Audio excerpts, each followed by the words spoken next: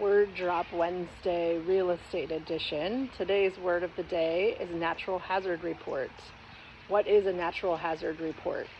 It is a disclosure report in California that's required in a real estate transaction, buyer and seller.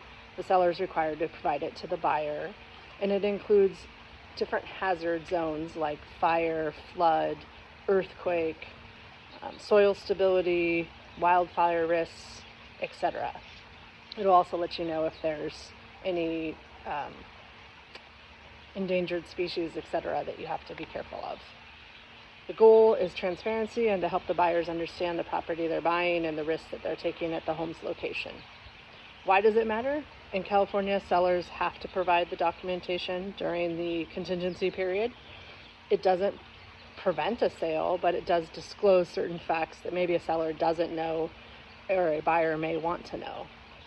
With insurance costs rising, it is important to know in advance so you can get your insurance quote and know if you need to expect a higher insurance rate because of something, or if you need to get flood insurance because you're in a flood zone, etc.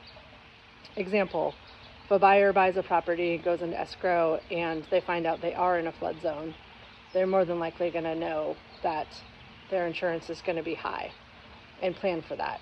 And if they're getting a loan, they can count that in so they know that they can qualify. If the buyer's buying a property that's not in a flood insurance zone, they know they don't need to get flood insurance. Buying or selling, I'm here for all your questions. Whatever you do in a transaction, make sure you get the disclosures and read the reports. When buying in California, review your NHD report and ask the questions. Debbie Bellman, Equity Union Real Estate. Make it a great day.